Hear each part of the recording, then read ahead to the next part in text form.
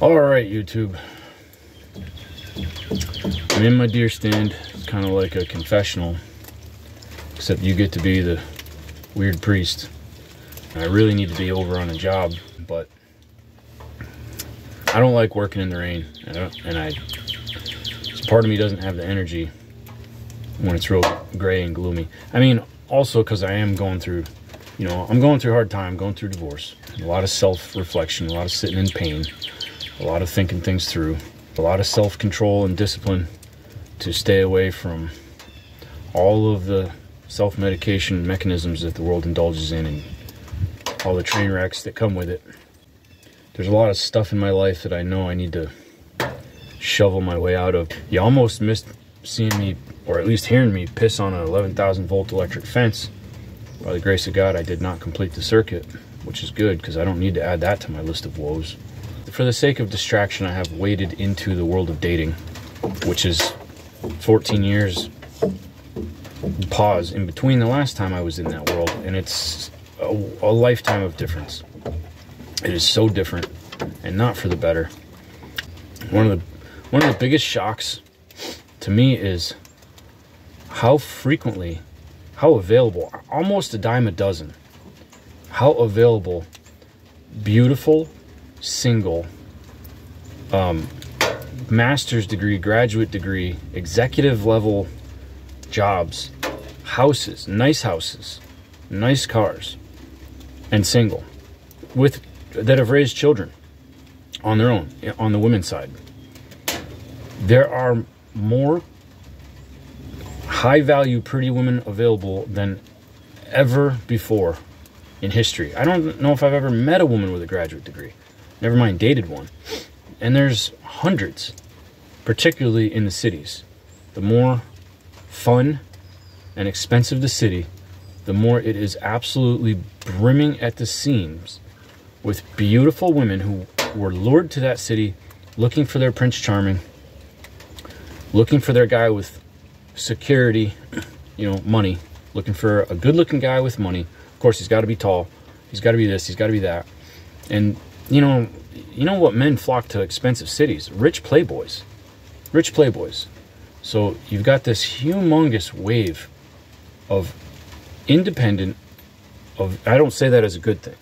An independent woman is one who fights for, to be the man of a household. So a woman who can do everything, the type of man she attracts, or that she can fit with, is a man who can do nothing.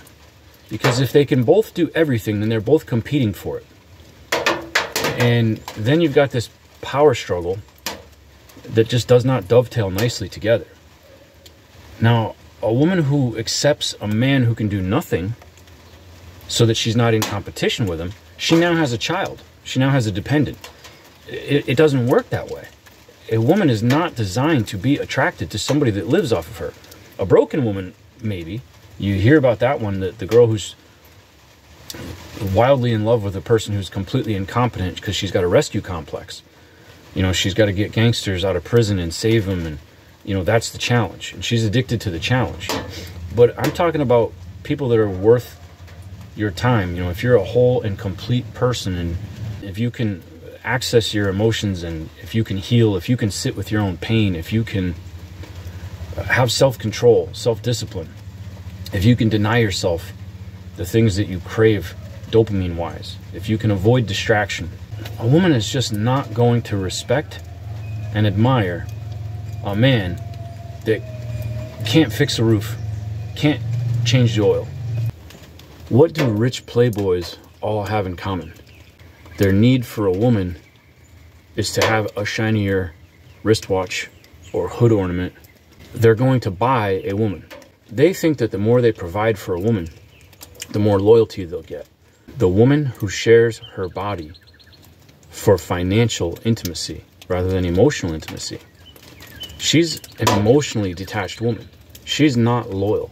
It doesn't matter how much money you spend on her. Her loyalty does not grow. And the men who need to purchase a woman, they are innately insecure. They don't get respect from men. So an insecure man who wants the respect of his male peers is going to try to acquire a woman that his peers will want to have, that they cannot get. He will not get the envy of his peers by dating a mediocre, a nice chubby girl. A very lovable, nothing wrong. A very lovable woman, a good mom, a good partner. His peers are not going to envy that. So he has to go after the best looking one. And the rejection from the highest level of female is the most stinging rejection, which is why good guys don't approach beautiful women. They're too intimidated because we value their looks. We scale up the scope of their rejection. Their rejection bears more weight. To be a man is to be rejected continually. To be a boy anyway. You start getting rejected the second you meet, the second you want a hug from a girl you're not related to. That's when you are introduced to rejection. Pre-K, kindergarten, first grade, and you will live with that rejection for as long as you are seeking partners, until you have one that accepts you, and then you'll probably experience rejection within that relationship.